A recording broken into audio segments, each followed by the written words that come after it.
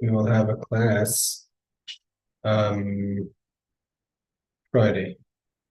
So if you notice, we're going to bring up the text. Short Maamar on this week's parsha, which deals with the laws of purity for the Kohen. That who is a Kohen allowed to become impure for, and this connection to this idea to in the Hasidic ideas. Hopefully we could try to bring some pages up here. Okay. So the pasuk says like this. Somewhat the Kohen, who is the Kohen allowed to or should become impure for, meaning going to a funeral, etc., for loved ones, for close family members. So the Torah says, HaBesulah hakroiva, to his sister, the virgin who's close to him, Elav, asher lo hoysel ish, on condition she hasn't yet been married, la yitmא, for her you should become impure. It means we come that the Torah is telling us that the Kohen is allowed to become impure to go to the burial of a sister. The Torah describes her a sister, a virgin who's close to him, who's not been married to her. La yitmã, the Gemara, of course, says he's obligated. The Zohar teaches. In this Zohar is explained in many different Hasidic discourses. And one of the discourses is the Maamar starting with the verse of HaBesulah from the year Taf Reish Kaf Tes, which would be 1869, which V'divrei Maskazev V'bichu Maamari Admar has Tzemach Tzedek. And this is also found in one of the books of the teachings of the Tzemach Tzedek, the third Rebbe Chabad, Sheniftale Mizman, that got out of Russia. The Rebbe is saying the Sikha in 1964, so close to 100 years. This Maamar was said before, and that book, the book that had the manuscripts of the Chassidus, was held back in Russia, and it got out. So the Rebbe calls it Shenifta, it was redeemed. Loi Mizman, recently, Epidyon Shavuon, in like redeeming those captives. The Rebbe basically says we're going to explain the Maamar of the Tzemach Tzedek that we just got out now. The Rebbe had accustomed those years, that's foreign, that were coming out from the Rebbes that had Maamarim that weren't in print. These were Maamarim which were kind of redeemed, so to say, where they weren't, no one had access to the content. So the Rebbe, a lot of the times on the Shabbosim around these years, would talk about one of these discourses on the Shabbos, to explain it and kind of say it over to as a way of celebrating its release. So this Maamar that we're learning now from the 20th of Iyar, from the year 1964, Tavshin Chavdal, is one of these Maamar, based on a Maamar of the Tzemach Tzedek from the year Taf Reish Chavtes, which is 1869. So what does the Zohar say? Back to the content. Reb Abba Pasach, Reb Abba said that's how we say, we know that's how the Zohar starts. Pasach is opened up to discuss an idea. Mizeh, also the Rebbe explains Pasach through saying something in the Zohar and opened up the valves, it opened up the gateways for the flow from these ideas from the Zohar. Mizeh, quoting on the Pasuk of Yeshaya Hanavi. So let's just bring up the Psukim over here a little let's just bring up the Psukim for a second. So the Psukim are as follows. The chapter 63 of Yeshaya starts with the famous verse, the Rebbe spoke about this many times, about the days of Mashiach. So in the description of the days of Mashiach, Yeshaya says, Mizeh ba me'edem, chametz begadim mibatra.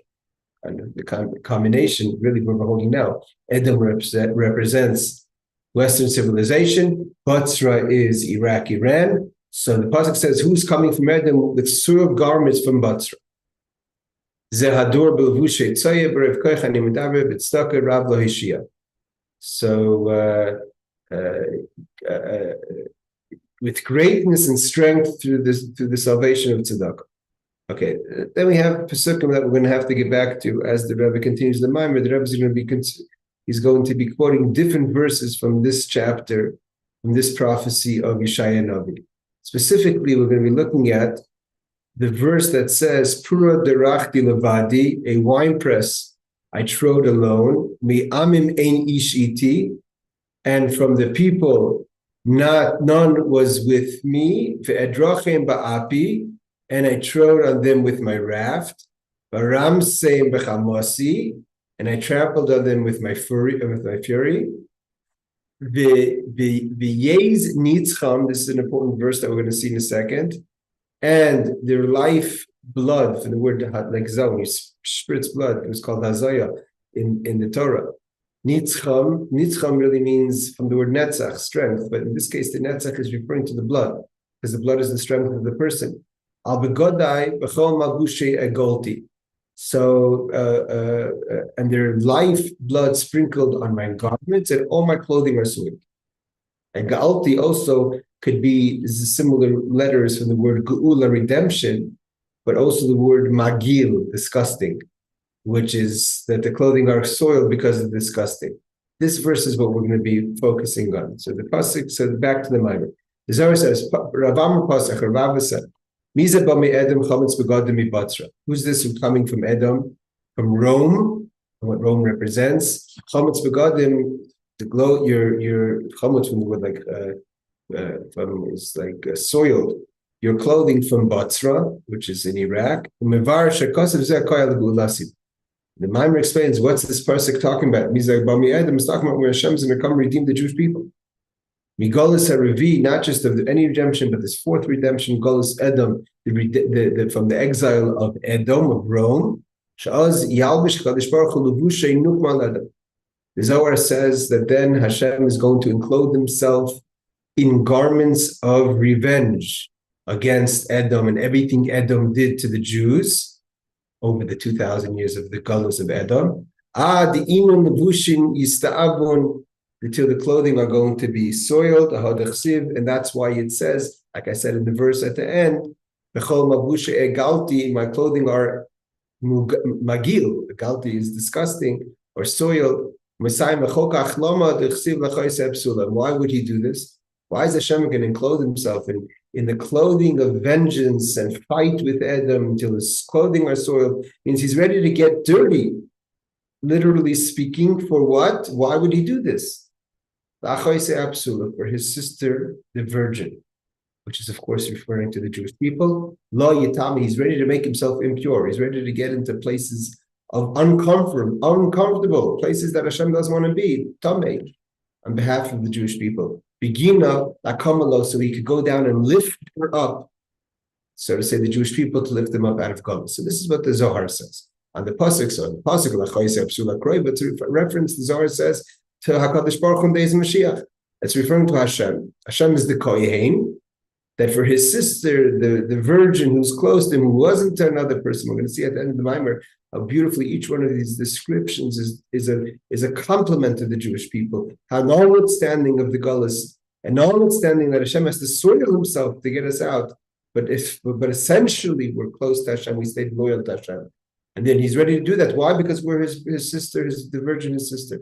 We never went to a person, Ish Acher, we weren't with any other person, obviously, representing the sides of the places of evil. Although we're in the mud and we're tamei, but we're tamei staying in a situation of purity, of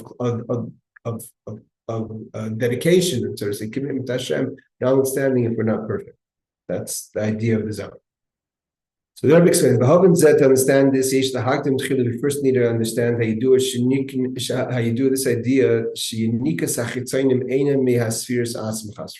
Okay, so first we have to describe what is this dirty place, the place that God has to be Yitmah, Yitmah, he's ready to make himself impure, he gets his clothing soiled, a galti from the word magil, he's literally spritzing blood. What's this energy that he's confronting? He's confronting Edom. What does it mean, confronting Edom? What is Edom? What does it mean? Anything that exists has to come from Hashem. So obviously, we know the rule is that anything exists is siphoning off Kedusha, because everything has to have a source in holiness. So if there's impurities are taking energy off Yinika, it's called siphoning off the energies of Kedusha, which are vulnerable traditionally. So the idea usually is that the midos of Hashem, as we explain, let's say chesed, kindness, if it's not 100% protected from all sides, kindness could have bad outcomes. Or gvura, too many boundaries, could have bad outcomes. So the midos are a direction of how one directs their emotions.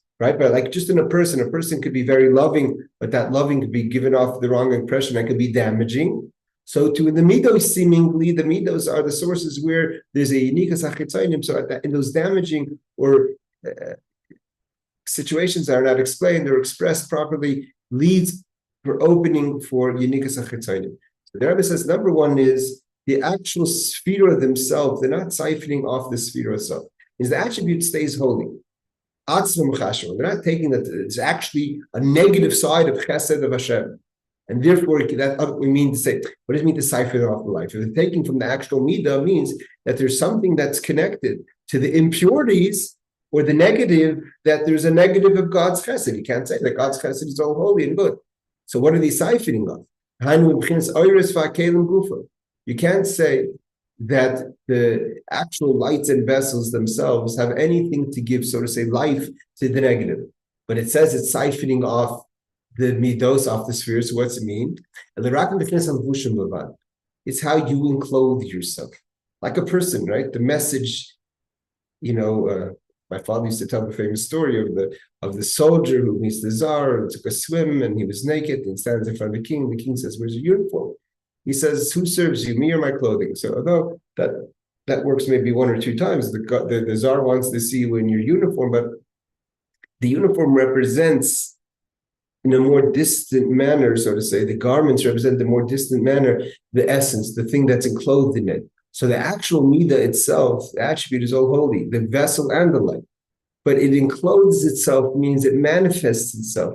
What's clothing? Clothing is a method of communication. You can't just stand naked in front of people. So you have to clothe yourself. And for instance, when you want to go to a certain meeting, right? So you dress up for the meeting, you dress up for the event, you dress up for the simcha, you dress up for a date. Now, after 5 minutes or 10 minutes, one will understand if the clothing really represents something or not. A person can put on a beautiful suit, look very sharp and very intimidating, and a really, the professional lawyer, and then opens his mouth or her mouth and they sound like an idiot. So the clothing are only going to tell us so much. There's no real essential connection between the clothing and what's being enclosed in it. But in a healthy manner, a person is trying to represent something about themselves in their clothing. That through the clothing, it's a method of communication. So to the midos, enclothed itself means how it kind of manifests itself in the world. And there, in the clothing, but like in clothing in a person, could be misrepresented. It could misrepresent what's enclosed. So to over here, the clothing could be a source of siphoning off, but there's a negative source coming out. There's some sort of connection to the message in the clothing. But the message could be taken wrong, and that could give a life force towards chitzainis. Means to say, it's not 100% like a good example of a suit, because a suit actually means nothing. But it's the message of the suit. So imagine the suit had a life of its own, trying to present that message that the suit means. That's the garments that we're saying. It's not like if it was just a little garment that had no chayis in it, so there's nothing to siphon off. How could you siphon off? But there's a message that when a person's wearing that clothing, the message that's coming through in that moment of how you're representing yourself, that you could siphon off. So if chesed encloses itself, and so over there, the message isn't 100% guarded, so there's a space for that message to be, it could be corrupted or to be manipulated. Not even in the inner garments. External garments, because we know garments themselves, there's undergarments, there's close garments, there's garments that are even more external. You have actual clothing, you have a jacket on top of a coat on top, and they have different purposes. So over there, again, it's all part of a communication, but the more distant it is, it has a life force, it has a message, it gives off some sort of chayis that can be manipulated by the forces of impurity. Okay. But nevertheless, you understand, if you're in front, what you want to say, that the garments themselves are the source of unique chitzainim, the siphoning off of the negative energies. At the end of the day, the pasuk says that God says, which is meaning my clothing, my covet, I don't give to anyone else. That the clothing are protected. La'achar means to negative. And I don't give. So how could we say that in the kavod, which represents the clothing, that's a source of negativity? The clothing are called kavod. How do we know? that he called his overcoat my covet. Why? Because again, there's a certain message that your clothing give about who you are. So it's if a person walks in looking sharp or looking well dressed, so then the clothing will bring covet to the person. People say, "Oh, this person's important," etc. So he gives some sort of covet, but Hashem says, "Not even to the covet he doesn't give." So how can he say you're siphoning off the garments? Therefore, it's not understood. How could the garments? How could the negative forces be siphoning a life off the garments? Again, each garment represents another midah, another attribute. So the Rebbe explains. The idea is like this. Again, you have if you're on a beginner's level and listening to this, so you have to just really apply this to a person where there's a lot of mixed messages or misrepresentation or bad communication that is not really representing the person. It is and it isn't. It is because the fact is you've said it, or you communicated it, or you dressed this way, or you acted this way, and it could not be a real representation of what's going on inside of you, but there is obviously something broken if that's the message you're giving off. If you're giving off the wrong message, whether intentionally or not, that message has a life to it. You may not see it, like, what's the big deal? Did I say anything just because I walked in my pajamas? But that message has a life to it. So imagine anything that exists as that chayis, even a message, even a communication, and that could give off the wrong impression that could cause corruption, that could cause siphoning, that could cause damage. The Rebbe says the idea is like this. You're right, it's not all garments. It's the garments of the attribute of kindness. Why? Why the attribute of kindness is the source of negative? Because the energy of chesed is the whole character of the attribute of giving, chesed, of kindness and giving, is unlimited giving and kindness. It's a hashpah, a flow. By definition, gevur is the total opposite. Very reserved, very guarded, very protected, boundaries. Chesed is a huge, tremendous flow of giving. And a giving person or in a giving situation, when it's in an abundance, there could be a lot of, let's give an example. In COVID, there was all these programs that were helping people in COVID.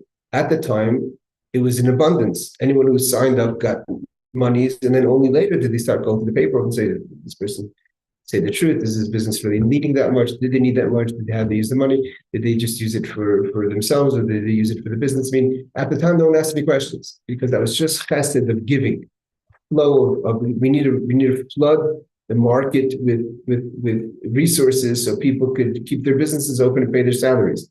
Afterwards, there was accountability, but at the moment of the giving, and therefore what happened? There was a lot of corruption. People that wanted to take what they didn't need. The same thing over here. He's saying the chesed is and at its source, it has no limit in its giving. So then it can give also to negative people, to negative sources as well. And they don't have to really dress up so nicely. They could be also, it's so unlimited in giving that it'll give consciously to negative forces because it's not giving, it doesn't have any math. When the math kicks in, that's the midah of gevura. That's the attribute of gevura is coming and saying, 1 second, where's the accountability for this flow?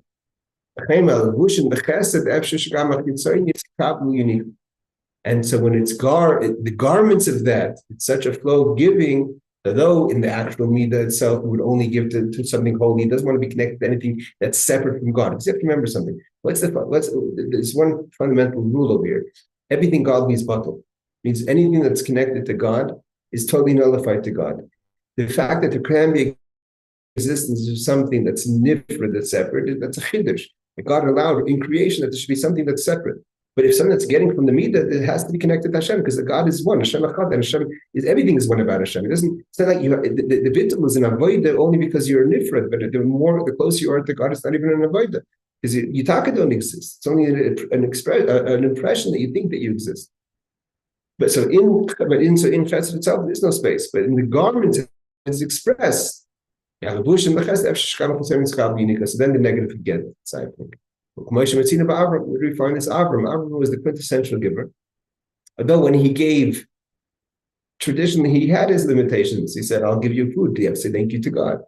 Not I'm going to charge you. So he wasn't just out of control, but there was elements of Avram that didn't have the boundaries. For instance, he says, let Yishmael be your son. Why do you? I don't need you. Yishmael will become my son. God said, no, that's not what the plan was. Yishmael will have his things, he'll have his blessings, he'll have his dynasty, as we know Yishmael does have, but that's not the kavanah. The kavanah was Yitzchak, and of Yitzchak it was Yaakov.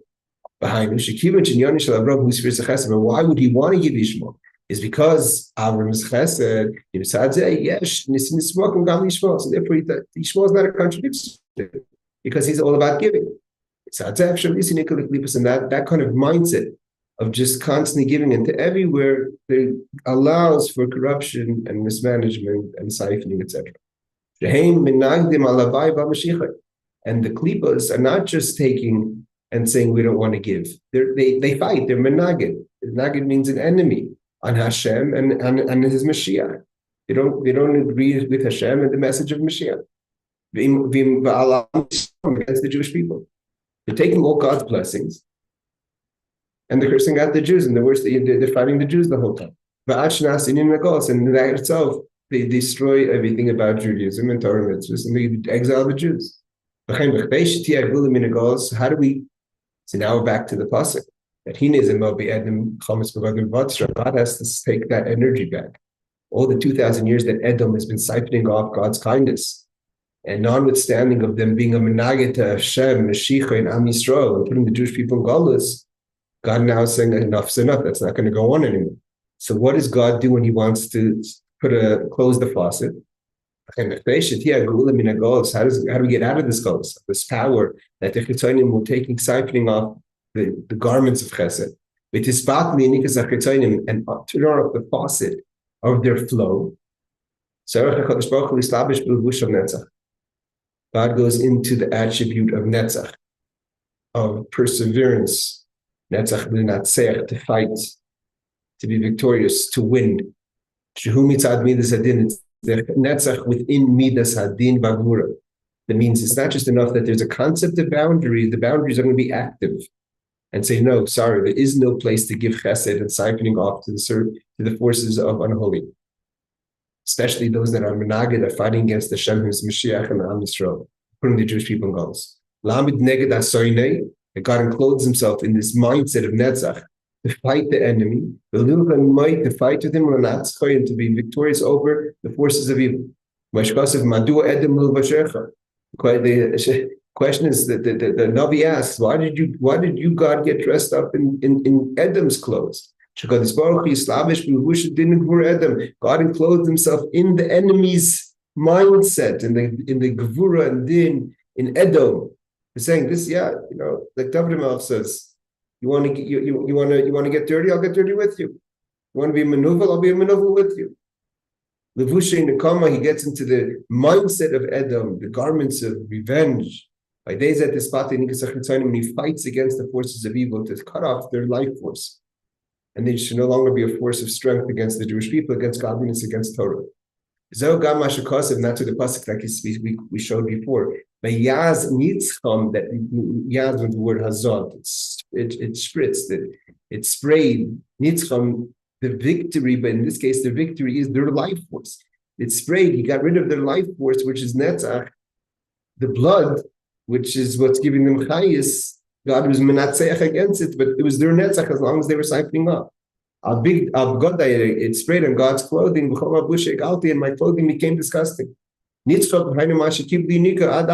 until this point, that was their netzach, that was their life force.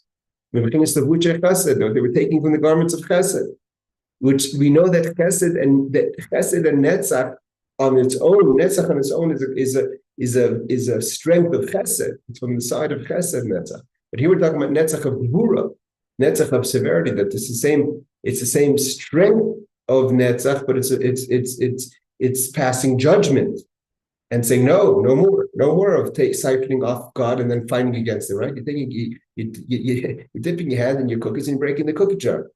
You're taking your energy from Hashem and fighting against him, his Mashiach, and the Jewish people. Nevertheless, when God gets into the netzach of din, He takes away their netzach. That their netzach goes away, their life force goes away. And they no longer get from the strength of chesed.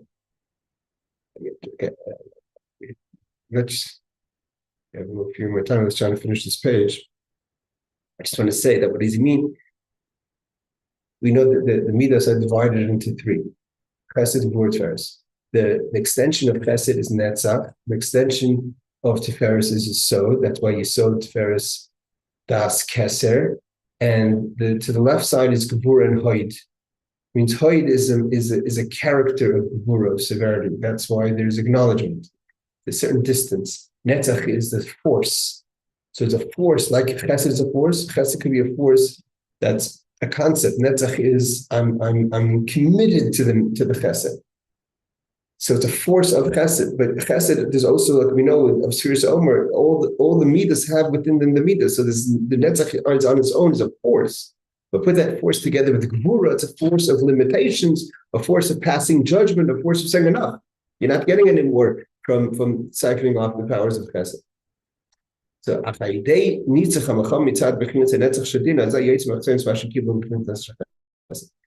uses the netzach of din, means the perseverance of judgment, to take away from the perseverance of kindness, strength of kindness. What does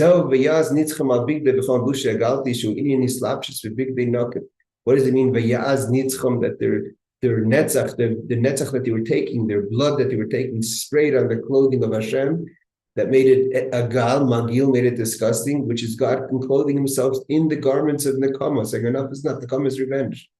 To no longer, to turn off the faucet of the flow for the forces of negative and evil. What Prati says to give more detail. Like I said before, the word agalti can mean magil, but it's also rooted in the word geula, redemption. Aleph lashon gil umius, disgusting and gross. Beis lashon geula bedus, redemption. The fact that God is, so to say, soiled with the blood taken away from the nations who are siphoning off their negative ideas. We're not talking about the Gentiles that are Chassidim Musa'idam. We're talking about people that are using God's energy to be fighting against God, right? You don't have to go too far today to see around the world what that means in all different circles. So nevertheless, he says that one is magil mius by getting, so to say, dirty in judgment for Hashem, to get clothed in clothing of vengeance, to stop the flow for the negative. Then Chesed's garments become redeemed. There's no longer a source for negative, and then Chesed's only positive. Before that, they were giving strength to the negative. The idea is to redeem that strength that it was given to the nations and bring it back to its source of holiness. This means God's clothing are soiled. In Impure is explained somewhere else. The Pirish Mashakos that says about the part of Levi Kahos. About Yehuda, the times of Mashiach, is going to gather in the nations. The Yikas Yikas means to gather in, which is like a geula. But the word Yika could also mean sharp. Lashon Kiyua, which is sharp. Shunian Charifis, Vachamitzas, vinegary and sharp. A person who makes sharp foods. The idea is to change it from Ikia, from sharp, to Yikas, to gather it in to make it sweet.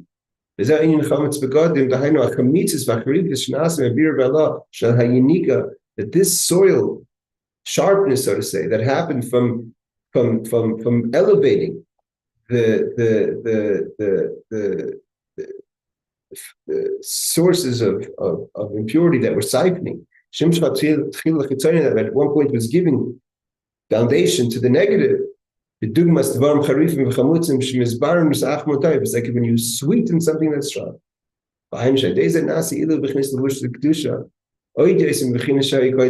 is by turning around the levush, the garments, the same garments that were giving negative, you've turned it around and said, no more, it's not going to be negative. And you bring back the garments themselves to just only being a source of holiness. It actually elevates. Like we know, every time there's a correction, you don't go back to zero. You get an elevation because of the correction.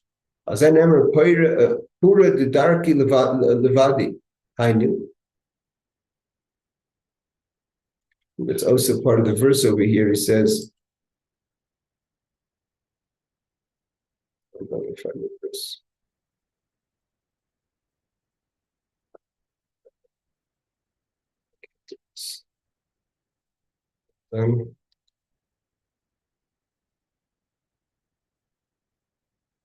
So it says,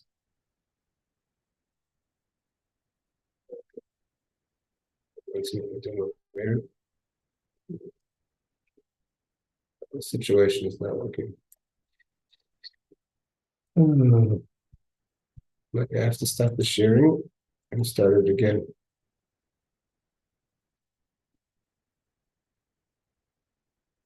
Hold on.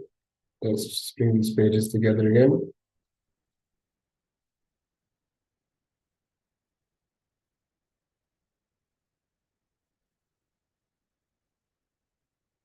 Okay.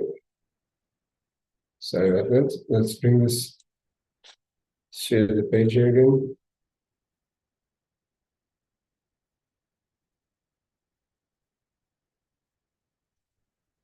Okay, so Shai says,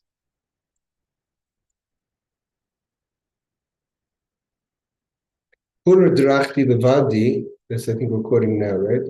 Pura drachti levadi. So he said, Pura drachti levadi is, I trod alone means to step over, dorach. So he says, the Maamar says, let's try to make it large again.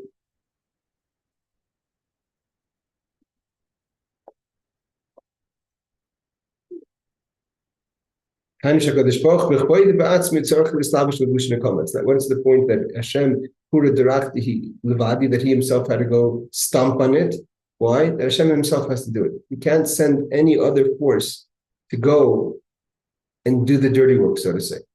Levush nekamat, to get enclosed in the clothing of revenge, to do this job of separating and no longer allowing for the forces of evil to siphon off negativity. To go fight with the forces of impurity. It's just like it was in Egypt. Like it's brought down. We say in that God, Hashem had to go redeem the Jewish people. He couldn't send any messengers. Like it says, God had to come down, not an angel, not a different kind of angel, not a shliach, a messenger, no one else. God had to go down and take the Jewish people out. So too Mashiach comes, God himself was going to have to clothe himself in garments of nekama, of revenge, of din, chametz begotten b'batzer. God, like the Rebbe's famous sikha of 1962, the Rebbe talks about this idea, chametz begotten b'batzer. God looks around and he says, no one's ready to help the Jewish people. Notwithstanding what everyone else thinks, no one's ready to help the Jewish people. I'm going to have to come do it myself. And what was the concern? If God would send an angel, the angel would get lost in all the narrative complications and impurities. Impurities are confusion. It's be hard to figure out how to do redemption. Only God knows what redemption is like today. It's so unclear. This person says that he's horrible. The next person's horrible. Everyone says that people are trying to say the Iranians are good and this person's bad. What are you talking about? How people even doubting what's the definition of good and bad? But that's where you get lost in the narrative. Hashem himself had to do it. And so too it's going to be a Mashiach. All right. As Hashem will finish the class on Friday.